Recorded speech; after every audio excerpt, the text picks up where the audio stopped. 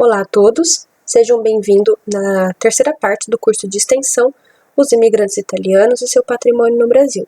Retomando rapidamente o que vimos no vídeo anterior, passamos ali pelo período histórico aqui no Brasil, onde tivemos aqui então o fim da escravidão e a entrada desses imigrantes italianos, onde o governo brasileiro tinha já os seus projetos e objetivos para esses imigrantes aqui no país. Também tivemos ali, passando pelo item, a crescimento e adaptação dos italianos aqui no Brasil, onde nós pudemos observar que eles tiveram ali que enfrentar muitas dificuldades, conciliando o trabalho duro com a falta de alimentação, e também tivemos ali prosperidades econômicas, onde também criou-se ali então a classe média urbana aqui no Brasil, e também tivemos ali destaque para empreendedores que prosperaram economicamente, sendo conhecido no ramo nacional e internacional. Vamos entrar aqui então para o item Os Italianos no Brasil e a Segunda Guerra. Bom, nos períodos de 1930 a 1945, nós tivemos sob o comando do país então Getúlio Vargas, que foi um presidente empossado inconstitucionalmente. O governo de Getúlio era um governo conhecido como controverso, pois, por um lado, ele era conhecido como um governo populista, onde, para o povo brasileiro, ele foi reconhecido ali como o pai dos pobres. Ele criou, então, ali o salário mínimo, carteira de trabalho, o voto feminino, teve a criação da Petrobras, do BNDES, e só que, por um outro lado, o governo também foi considerado um governo autoritário, pelo fato dele ter criado, então, ali a censura à imprensa, prisão de opositores, teve muita violência policial, ele entregou a Olga Benário para ser morta pelos nazistas alemães e criou a ditadura do Estado Novo e também a vacilação para se opor ao nazismo e ao fascismos europeus. E com tudo isso, ele também, durante a sua entrada da Segunda Guerra, perseguiu ali os imigrantes e descendentes italianos, alemães e japoneses. Bom, devemos entender o porquê dessa perseguição a esses imigrantes e descendentes. A Alemanha e o Brasil, eles eram parceiros ali que tinham essa ligação política, pois a Alemanha era a principal fornecedora de importações para o Brasil até o início da Segunda Guerra. Só que os Estados Unidos também tinham interesse aqui no país, criando ali a condição de poder se unir ao Brasil. Ela deu aqui, então, trouxe para o país ali, os Estados Unidos trouxe para o Brasil a criação de um banco central para obter ali ganhos econômicos, políticos e militares. Contudo, com o passar do tempo, os Estados Unidos tiveram sua influência aqui muito maior que a Alemanha aqui no Brasil, dando ali, então, a oportunidade do Brasil se aproximar mais dos Estados Unidos. Após essa aproximação do Brasil com os Estados Unidos, em 22 de agosto de 1942, então, o Brasil ali declarou oficialmente guerra contra os países do eixo, que eram a Itália, a Alemanha e o Japão, se unindo então aos aliados, no qual os Estados Unidos fazia parte. Para mostrar essa união entre os dois países, criou-se então ali a política da boa vizinhança, onde, como nós podemos observar ali, Roosevelt, que era o presidente dos Estados Unidos ali na época, ele visitava aqui o Getúlio Vargas com muita frequência aqui no Brasil, e o Getúlio também visitava ali o Roosevelt nos Estados Unidos para fazer essa união política. E também, por um outro lado, os estúdios do Walt Disney criou ali então filmes que pudessem mostrar então essa aproximação do Brasil e Estados Unidos. Os estúdios do Walt Disney criou então ali um personagem, o Zé Carioca, que é um personagem que representa aqui o Brasil, né, que ele vem ali do Rio de Janeiro, e em 1942 lançou o filme Alô Amigos. Esse filme então mostra o Pato Donald, o personagem aqui do Walt Disney, né, representando os Estados Unidos, indo visitar o seu amigo, o Zé Carioca, aqui no Brasil, no Rio de Janeiro, onde o Zé Carioca mostra então mostrando ali então a política, né, da boa vizinhança, mostrando-se amigável ao Pato Donald, mostrando as culturas do nosso país, então para de fato mostrar essa relação que o Brasil tinha com os Estados Unidos.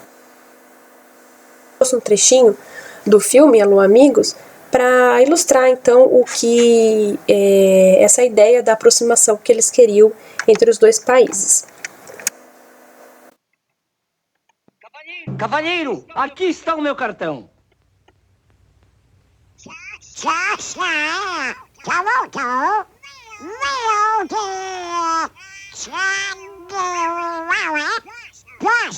Não, senhor. José Carioca, Rio de Janeiro, Brasil.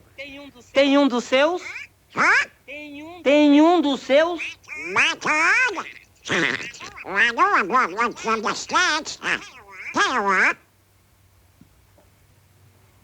Muito obrigado. Donald Duck? O Pato Donald?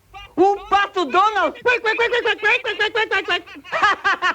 Ora, venha de lá um abraço, um mesmo daqueles, um quebra-costelas, um bem carioca, bem amigo. Seja bem-vindo, meu caro, o Pato Donald. Veja você, vamos sair por aí, vai conhecer o Rio, vamos a todos os lugares. Vamos a Tijuca, Copacabana, Furnas, Urca, Salgueiro, Laranjeiras, Botafogo, Andaraí, Meier, Jardim Botânico, Quinta, Campo de Santana, Cinelândia, Praça 11, São Cristóvão, Niterói, Paquetá, Avenida Atlântica, Leme, Leblon, Gávea, Pão de Açúcar e ao Corcovado. As you Americans say. Let's go see the town. Okay, so where do we go? Donald, I will show you the land of the samba. Samba? What samba? Ah, the samba.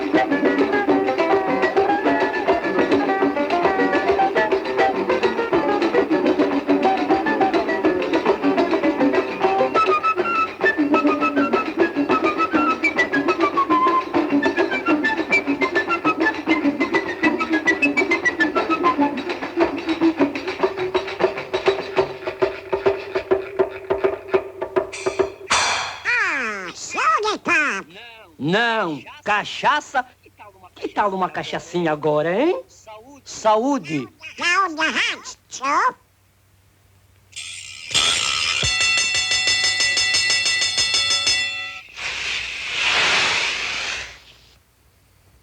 Muito obrigado.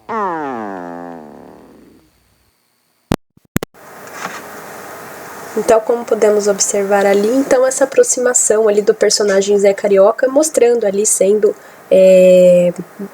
um bom turista ali, né, mostrando ali para o turista, que é o Pato Donald, as culturas aqui do Brasil. Bom, abre aspas. Com esse contexto, recrudesceu a perseguição aos imigrantes e descendentes de imigrantes de origem alemã, italiana e japonesa. Fecha aspas. Então, após essa aproximação feita do Brasil com os Estados Unidos, Getúlio começou então a perseguição para esses imigrantes e também os seus descendentes. Contudo, os imigrantes e os descendentes sofreram perseguições por dois lados. Sofreram perseguições internas, ou seja, aqui dentro do país, pelo nacionalismo exacerbado. Lembrando que no primeiro vídeo eu comentei que o Getúlio Vargas ele tinha ali, a sua ideologia era um nacionalismo exacerbado, em que ele queria apagar as diferenças entre o povo brasileiro para criar então ali um país despolitizado. E por outro lado, nós tivemos ali as perseguições externas, ou seja, advindas pela Segunda Guerra.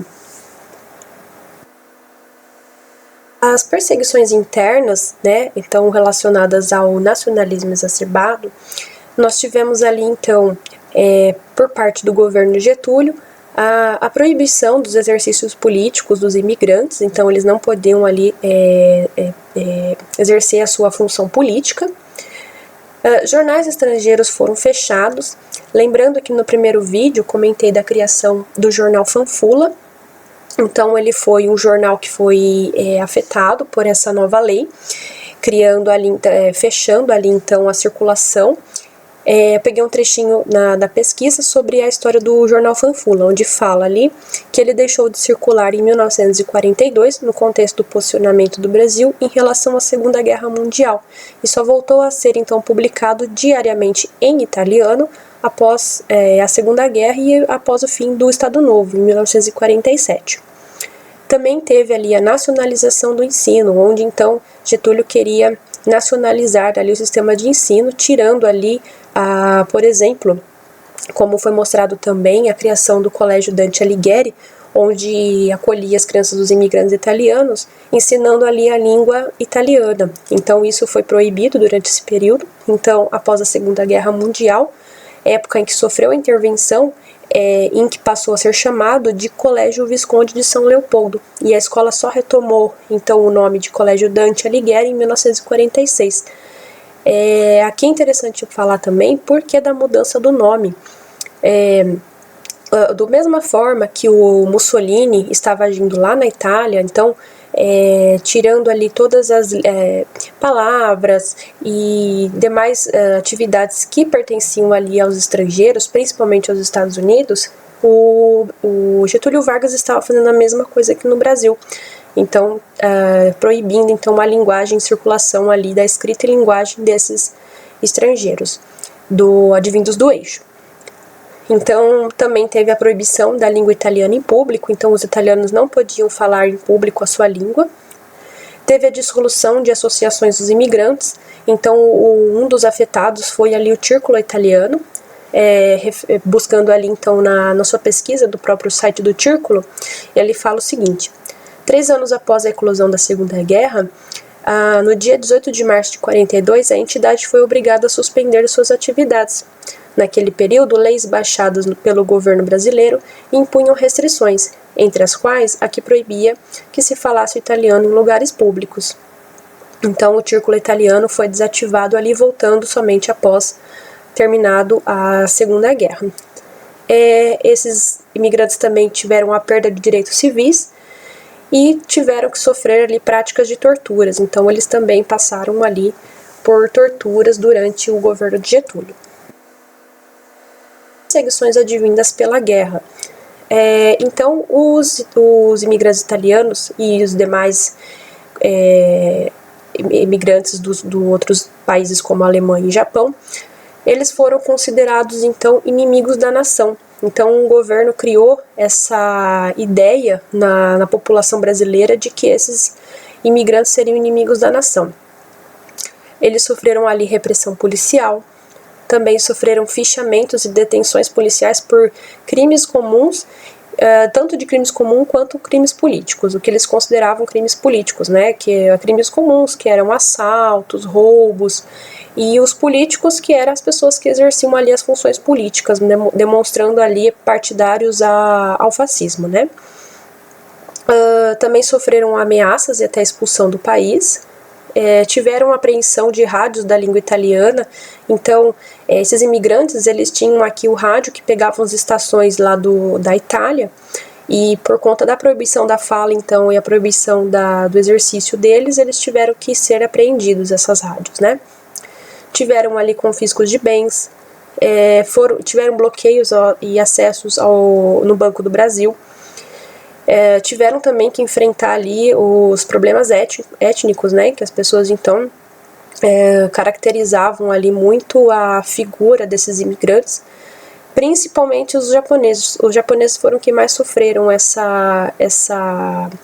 esse enfrentamento étnico, né, esse racismo, pelo fato de serem caracterizados ali como com olhos muito puxados e dentes muito abertos, bocas, eles tiveram ali, sofreram ali a imagem pública bem grande ali por parte do governo brasileiro. E também sofreram um linchamento do povo, então as pessoas muitas vezes invadiam a casa desses imigrantes, quebravam as suas coisas, quando conseguiam invadir as casas eles quebravam, eles faziam passeatas com placas com palavras ofensivas, né, para esses imigrantes, então eles sofreram ali bastante por conta dessa propaganda do governo brasileiro sobre esses imigrantes e descendentes. Lembra que quando eu falei da proibição da palavra do estrangeiro? Então, o Palestra Itália, né, que também teve que sofrer essa mudança ali com o passar do tempo, durante ali o governo de Getúlio, pela proibição, então, da língua ali, da palavra estrangeira. No caso, a Itália, então ali, o Palestra Itália, né, que foi criado em 1914, onde ele tinha ali no seu escudo, ali que ele remetia às cores da Itália, então ele tinha o vermelho, o verde e o branco, e o amarelo, que representava que ele estava inserido aqui no Brasil. Então, a partir de 1942, com a proibição da palavra Itália, o time de futebol então criou esse símbolo provisório, onde ele trocou o nome de Palestra Itália por Palestra São Paulo, tirando ali as cores, a cor vermelha, mantendo só a cor que remetesse aqui à bandeira do Brasil. E em 42, no mesmo ano, tiveram então ali a ideia de mudar o nome para a Sociedade Esportiva Palmeiras, criando ali um novo escudo que nós conhecemos até hoje, então. Bom, abre aspas, ao fim do Estado Novo, os imigrantes voltaram com seus direitos civis no Brasil e vivendo seus modos de vida tradicionais, tal como a italiana, ganhou espaço no patrimônio brasileiro, fecha aspas. Então, após o fim ali do Estado Novo, da Segunda Guerra, esses imigrantes e os descendentes voltaram a ter seus direitos aqui, criando então ali, ganhando espaço no patrimônio brasileiro. Agora vamos entrar no item, então, o patrimônio italiano. O que foi que os italianos contribuíram, então, aqui para o Brasil, que foi considerado, então, como patrimônio. Bom, entrando aqui na área esportiva, na verdade, o Palmeiras ele não é considerado um patrimônio, mas eu achei interessante estar trazendo, então, ele aqui, por ter sido um clube de futebol que foi criado pelos italianos aqui para representar eles durante a ideia do nacionalismo, e que se manteve, então, aqui, criando o time de futebol Palmeiras, que faz parte aqui da nossa cultura brasileira.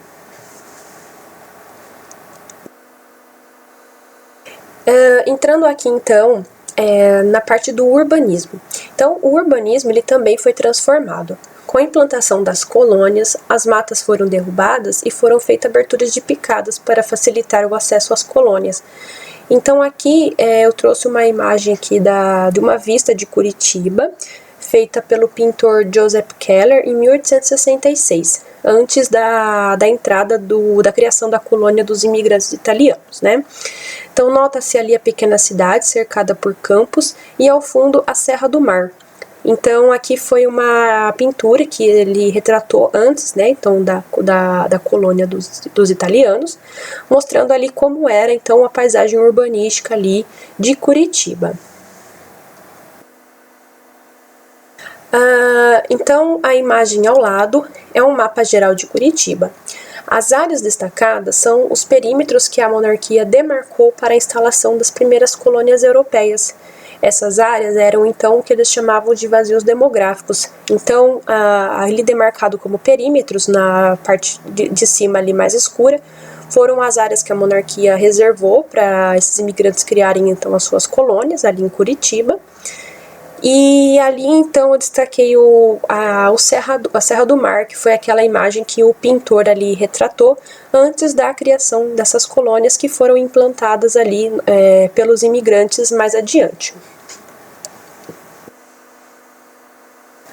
Então entrando também ainda continuando na área do urbanismo, Ali os lotes eles eram traçados nos vales, a partir dos rios e caminhos, estendendo-se até a cumeada dos morros. Lembra quando eu comentei que os italianos, no caso os imigrantes europeus, recebiam ali então os lotes, depois com o passar dos anos, né, eles recebiam ali os seus lotes próximos aos rios. Então, como podemos ver ali as transformações urbanísticas, cada lote que eles recebiam ali perto dos rios, então iriam transformando ali, estendendo-se a sua colônia. Aqui nesse mapa, então ele é apresentado a colônia de Santa Felicidade, ali em Curitiba. Ela foi fundada ali pelos italianos vênetos em 1878. Começaram então a cultivar o milho, construir suas primeiras casas, seguidas da entrada de novos imigrantes, aumentando a área rural com plantações e a urbana com casas, comércios e igreja. Então, essa imagem que nós vemos aqui é um mapa mostrando ali a colônia de Santa Felicidade e, né, como observamos, então, foram aumentando as suas colônias através de plantações ali, casas, comércios e igrejas. Foram feitas ali aberturas para o acesso ali à colônia, né, as aberturas na mata, e a utilização ali próximos aos rios para o uso da água e saneamento básico, né.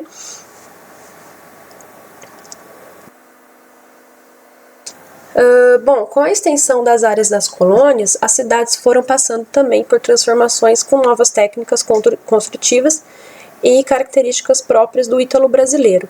Bom, quando nós falamos o ítalo brasileiro, quer dizer que são ali os brasileiros que são descendentes dos próximos dos italianos, né? Onde então deram continuidade ali com a técnica construtiva dos italianos, e os brasileiros ali, né, sendo descendentes próximos também, né, estão dando continuidade com a nova técnica de construção.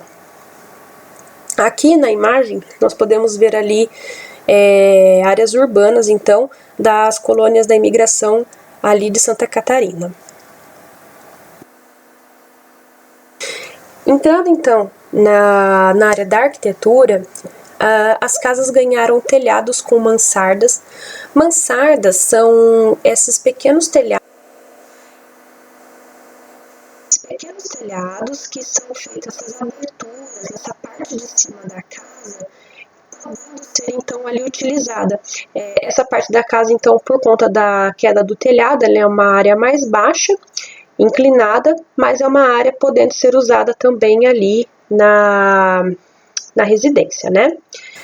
Então, elas ganharam as mansardas, a volumetria, então, ali ela acabou sendo mais impotente do que era conhecida antes, toda de tijolos aparentes, né, substituindo as paredes caiadas. Paredes caiadas são essas paredes brancas que eram pintadas com cal branco, mesclados, né, formando então desenhos na fachada com os tijolos aparentes, numa composição harmoniosa e surpreendente. Então, nós podemos ver aqui a evolução aqui na imagem à esquerda, né, que era típico da colonização portuguesa, entrando aqui na imagem à direita, típica aqui vinda dos italianos, né? Então podemos ver ali casas com varandas, os tijolos aparentes, os tipos de telhado, as quedas.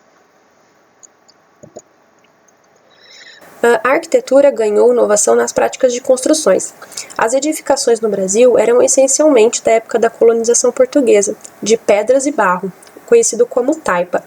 Para quem não sabe, a taipa, como ela é feita? Ela é um trançado de madeira, então são várias ripas de madeiras que elas eram trançadas entre elas, e eram jogadas então entre o trançado, para poder cobrir todos os vãos, eram jogados então barro, né, sobre essas ripas de madeira, né. Na verdade, esse tipo de construção é muito encontrado até hoje em dia, né.